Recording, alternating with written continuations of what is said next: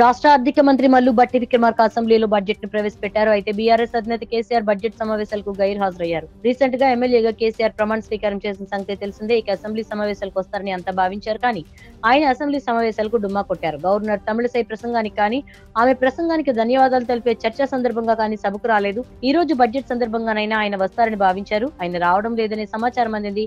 ఈ నెల 13న నల్గొండలో నిర్వహించనున్న బీఆర్ఎస్ భారీ బహిరంగ సభ ఏర్పాటుపై కీలక నేతలతో కేసీఆర్ సమీక్ష నిర్వహిస్తున్నారు.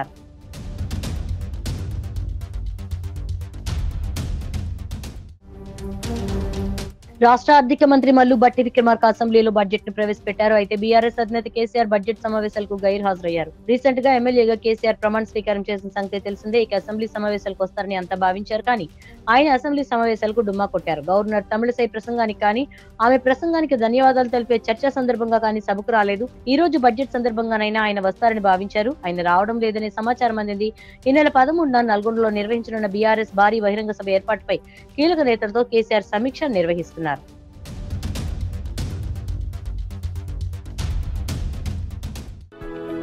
For more interesting updates, do like, share and subscribe to Volga News.